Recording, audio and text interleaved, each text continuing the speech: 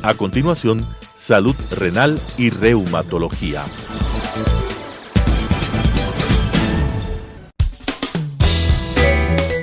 Clasificación A.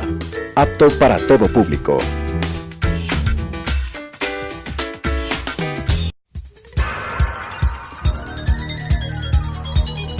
Las opiniones vertidas en este espacio por la producción y dirección del programa son de exclusiva responsabilidad de sus autores y de quienes intervienen en ellos.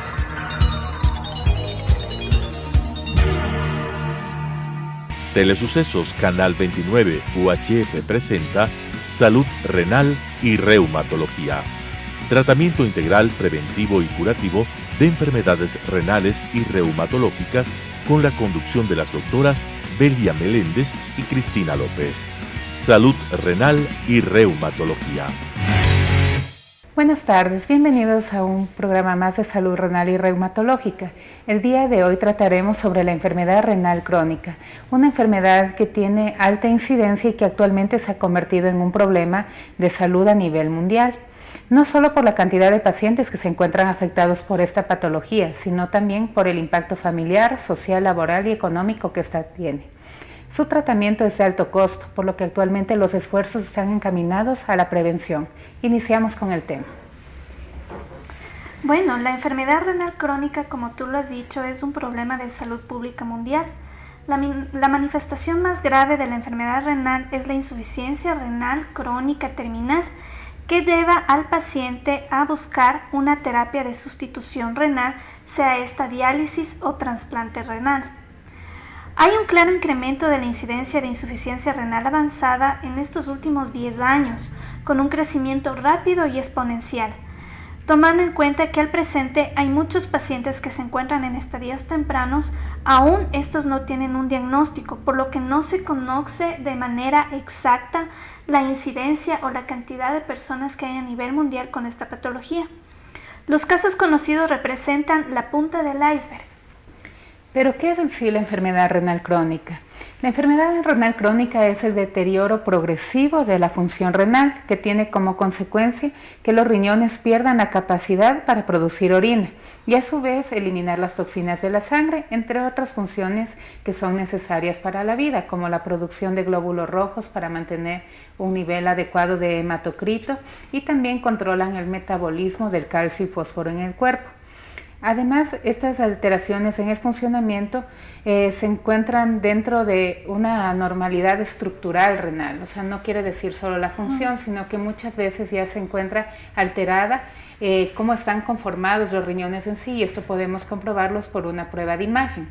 También se considera que un paciente tiene enfermedad renal cuando tenemos la evidencia ya confirmada de que el paciente tiene una enfermedad sistémica como la diabetes mellitus, lupus eritematoso sistémico, la hipertensión arterial, que tienen consecuencias directas sobre los riñones del paciente.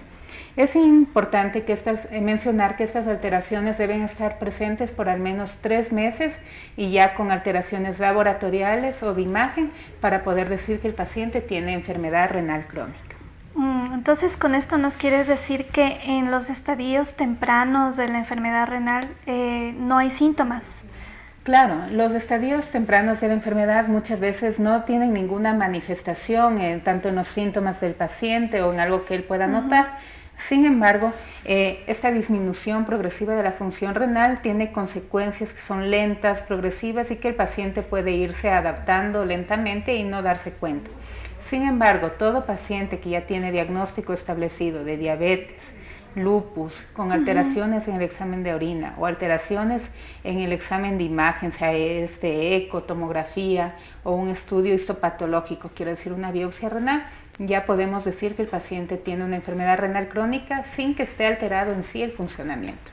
Entonces, es decir que la enfermedad renal es secundaria a otros procesos, sí, no es primaria. La enfermedad renal puede ser secundaria a procesos, lo más común es que sea secundaria a enfermedades sistémicas.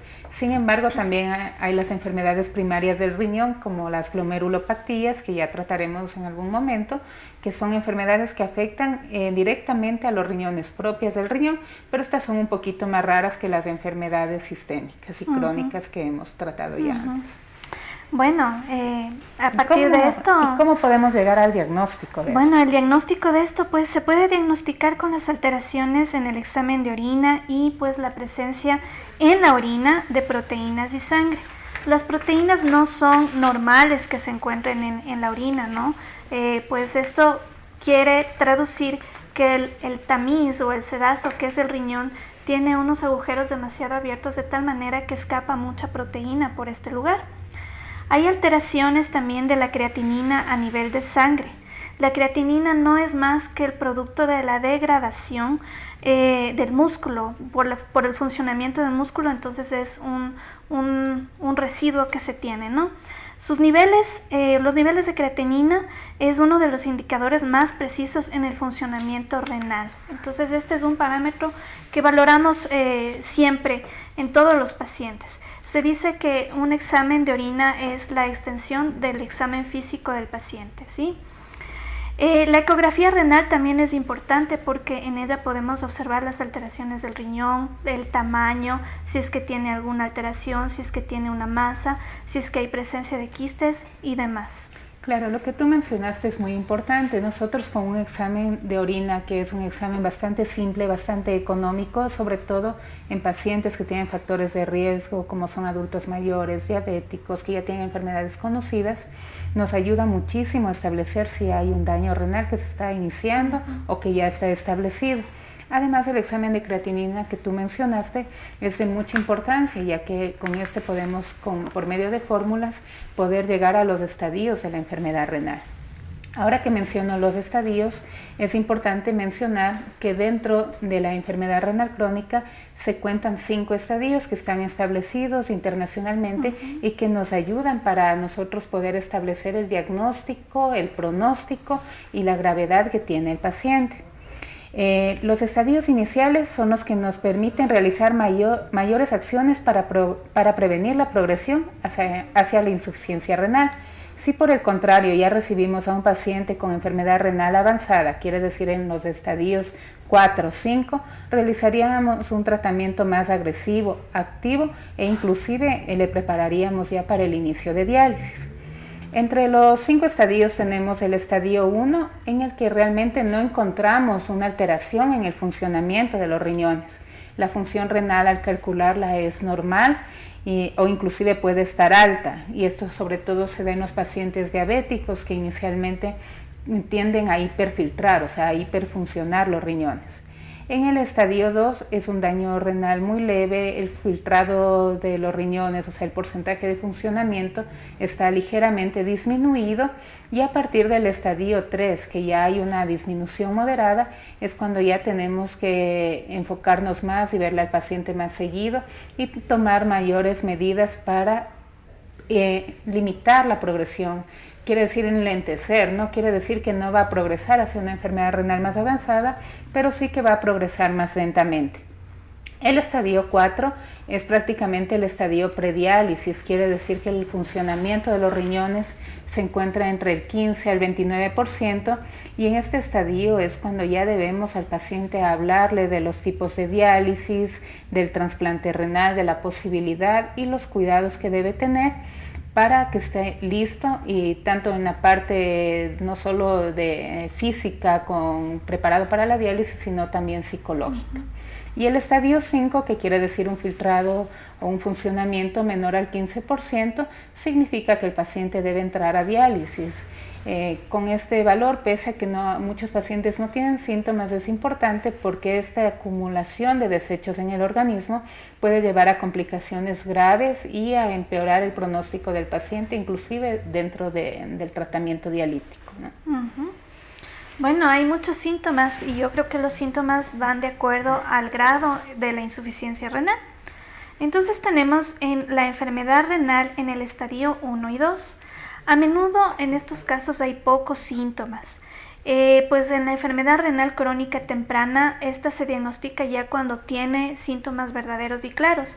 Aquí tenemos la presión arterial alta, sangre o proteínas en la orina que ya habíamos dicho anteriormente, la evidencia del daño renal en un examen de imagen, antecedentes familiares de la enfermedad renal, pacientes que ya tengan una historia de diabetes mellitus, hipertensión o enfermedades inmunológicas como el lupus.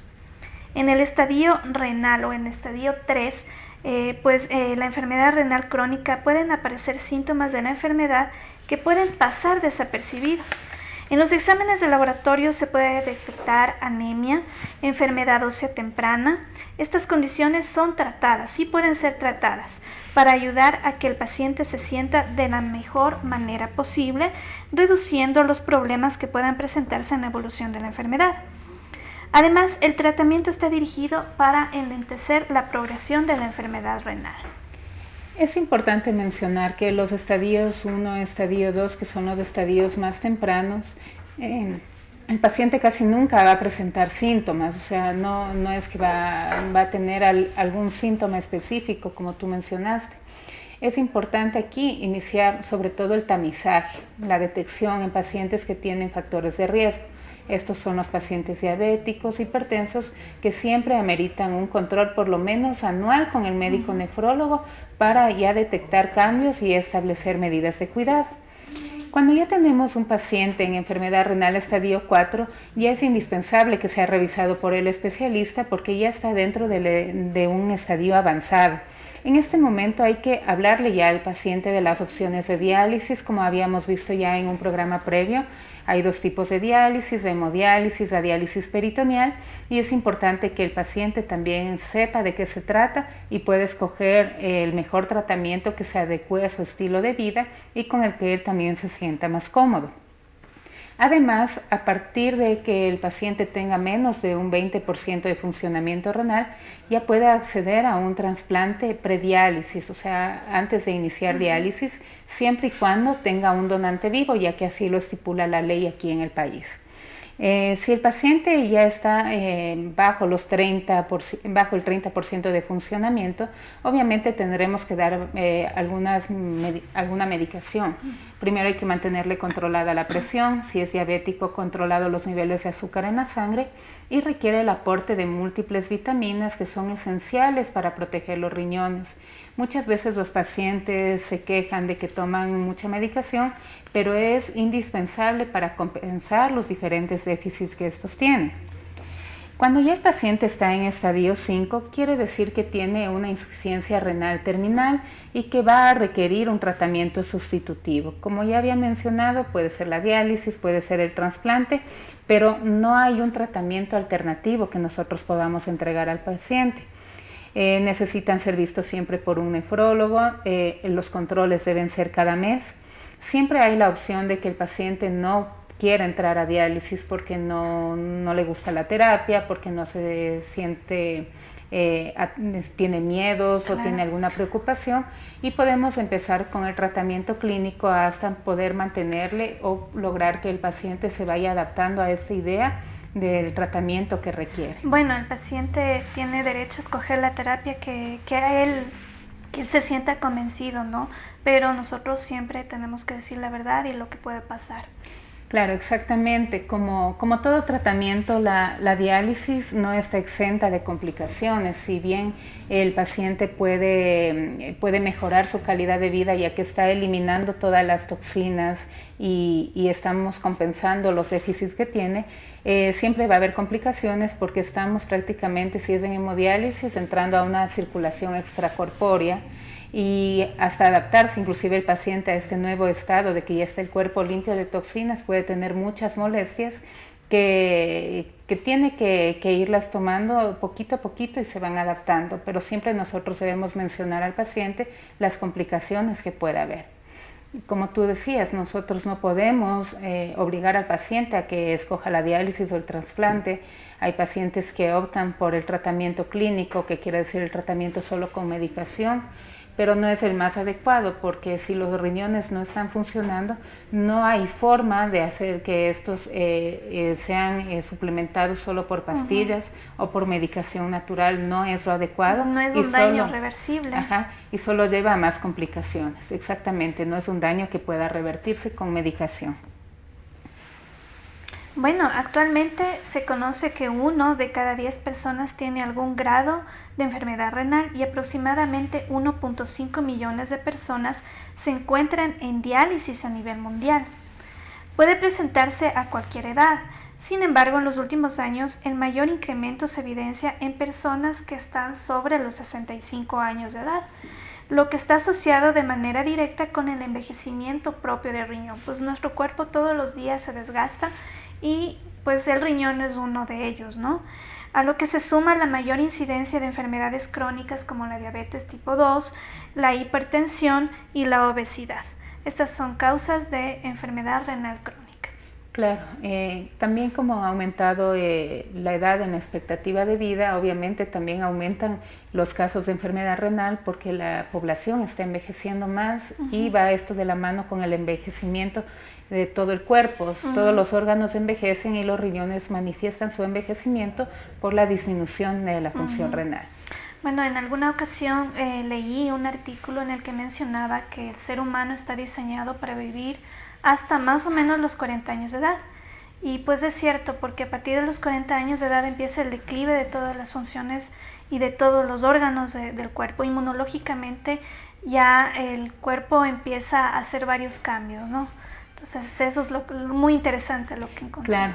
Además, a partir de los 40 años ya se ha comprobado que el funcionamiento de los riñones en una persona sana, que no me refiero a que no tiene una enfermedad sobreañadida, que mantiene un buen estilo de vida, la función de los riñones disminuye aproximadamente el 1% por año. Esto quiere decir que para los 80 años más o menos los riñones van a funcionar el 60% y esto sería normal. Sin embargo, en personas diabéticas que no se han controlado, este descenso es mucho más grande, se nota más y es aproximadamente el 10% por año. Por eso es que muchos de los pacientes que tenemos en diálisis son diabéticos. Igual los pacientes hipertensos que no han sido controlados, que no toman la medicación o que alguna vez les diagnosticaron y como no tienen síntomas, no se han controlado, también pierden una función importante cada año de aproximadamente el 5%. Bueno. En cuanto a los factores de riesgo para la enfermedad renal, tenemos varios, desde obviamente los que ya hemos mencionado, como la diabetes, la presión alta no controlada, enfermedad cardiovascular. Es importante también los antecedentes familiares de enfermedad renal. Hay enfermedades que son de tipo genético, de tipo hereditario, que se pueden presentar en grupos familiares. La edad mayor a 55 años se toman en las guías internacionales, sin embargo sabemos que más gravedad tienen los pacientes que ya superan los 65 años de edad. La obesidad, el tabaquismo, la anemia y el uso crónico de medicación como los antiinflamatorios que sabemos que se venden sin prescripción médica y que muchos pacientes toman por algún tipo de dolor o porque fueron prescritos sin mayor cuidado, ¿no? Muchas veces los síntomas de la enfermedad renal es leve o el paciente se adapta a los cambios, pues ya se ha acostumbrado a vivir en uremia, entonces no nota que existen cambios, ¿no? Los cambios son lentos. Primero hay los cambios en la orina, la hinchazón en los pies y en los tobillos, las manos y también la cara. Los cambios en la orina, especialmente los pacientes notan que la orina está espumosa, como que tuviera jabón. Hay fatiga, hay debilidad para respirar, el aliento amoníaco o sabor de metal o amoníaco en la boca. La picazón en el cuerpo es porque estos elementos empiezan a eliminarse por la piel y causan comezón. La pérdida del apetito, el asco a las carnes sobre todo, náusea y vómito. Y pues puede presentar episodios de hipoglicemia, es decir, de baja de azúcar en su sangre. Al menos en los pacientes que son diabéticos, ellos pueden darse cuenta de estos cambios, ¿no? Claro, en cuanto a los síntomas que tú mencionaste, esta pérdida del apetito, la náusea, el vómito, muchas veces los pacientes se asocian con problemas del estómago y suelen automedicarse. De pronto alguna vez que tuvieron un problema, les dijeron que era parásitos o que era gastritis y comienza la automedicación y algo que se nota mucho es la pérdida de peso rápida que suelen tener. Pero muchas veces no acuden al médico hasta cuando se sienten realmente mal.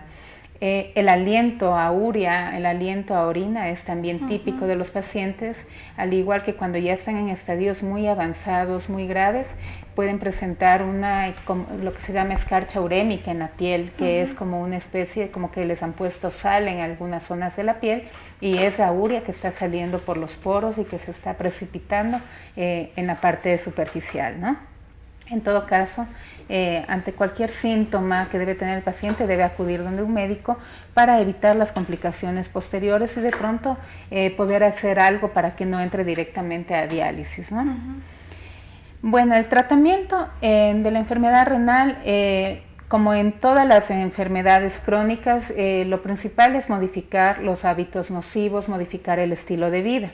Hay que dejar de fumar, no consumir alcohol, realizar ejercicio cuando es posible, dependiendo de la condición y la edad del paciente, y la dieta con baja en sal. Esto quiere decir con muy poca sal, en lo posible sería no sal, pero como los pacientes de por sí ya tienen dificultad para alimentarse, un poco de sal solo para que le dé sabor a la comida y no tener salero en la mesa.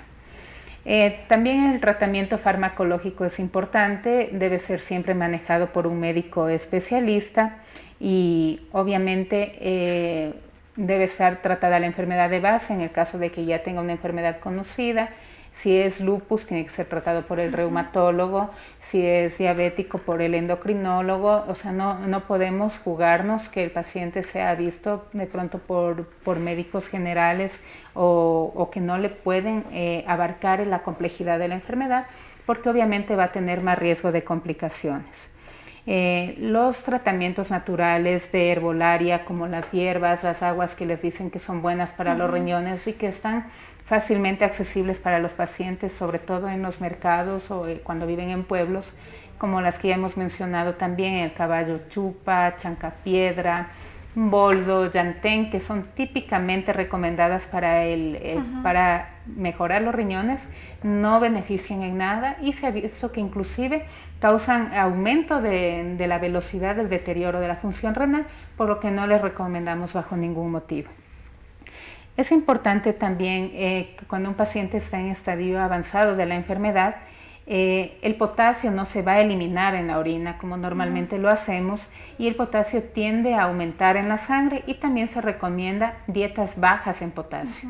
El potasio se encuentra principalmente en las frutas y verduras y ahora les vamos a dar algunas recomendaciones para disminuir el potasio de los alimentos. Claro, sodio y potasio son electrolitos que mantienen el equilibrio de nuestro cuerpo, pero cuando estos electrolitos están fuera de los rangos normales empiezan a causar problemas. Tenemos algunas cosas con las que un paciente con enfermedad renal puede bajar los valores de potasio. Una de ellas es cortar las verduras y hortalizas en pequeños trozos, mantenerlas en remojo al menos unas 24 horas. Esta técnica consiste en remojar con abundante agua las legumbres durante 24 horas y cambiar esta agua al menos como 2 veces, ¿no? Mínimo 2 veces. Mínimo 2 veces. Someterlas a una doble cocción desechando el primer hervor. Las verduras y hortalizas congeladas también tienen potasio y también tienen que ser sometidas a este proceso de remojo. Y también es importante pelar las frutas, las verduras, porque pues en su cáscara se encuentra una gran cantidad de potasio y es lo que queremos evitar en este tipo de paciente. Claro, el potasio es lo más peligroso para un paciente que tiene enfermedad renal crónica avanzada debido a que la acumulación de potasio causa problemas a nivel del corazón y puede causar inclusive el paro cardíaco, lo que le llevaría al paciente a la muerte. Otro elemento que suele acumularse en estadios avanzados es el fósforo, por eso es indispensable que sea visto por un médico especialista para que haga las recomendaciones, inclusive dietéticas, y muchas veces ser referido al nutricionista.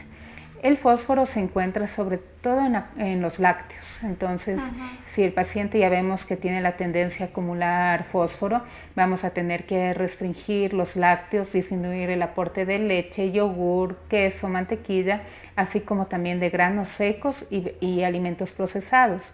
Los alimentos procesados que más contenido de fósforo tienen son los jugos envasados y las gaseosas. Entonces, si vamos a los cuidados dietéticos, si bien tienen grandes restricciones, son sumamente importantes para mantener al paciente en una condición adecuada, y también esto mejora las molestias que suelen tener. El acúmulo de fósforo suele causar problemas a nivel de la piel, suele causar picazón, resequedad. Esta misma picazón causa que el paciente se haga laceraciones, se lastime, y que esto, sobre todo en pacientes diabéticos, se infecta. Y estas infecciones llevan a que la función de los riñones se deteriore aún más rápido y que el paciente requiera un manejo ya más exhaustivo, ¿no? Los pacientes con este tipo de enfermedad acuden a la consulta y siempre solicitan vitaminas. ¿Qué tan beneficioso es las vitaminas? Las vitaminas son beneficiosas para compensar las pérdidas que pueden tener, ya sea por lo que no se alimentan bien o para suplementar las funciones del riñón. Bueno, gracias por acompañarnos en este programa. Sigan escribiendo a nuestro correo info@nefrolupus.com. Muchas gracias, hasta la próxima semana. Las opiniones vertidas en este espacio por la producción y dirección del programa son de exclusiva responsabilidad de sus autores y de quienes intervienen en ellos.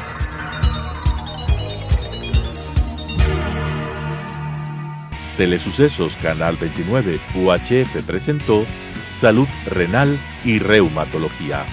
Tratamiento integral preventivo y curativo de enfermedades renales y reumatológicas, con la conducción de las doctoras Belia Meléndez y Cristina López. Salud Renal y Reumatología.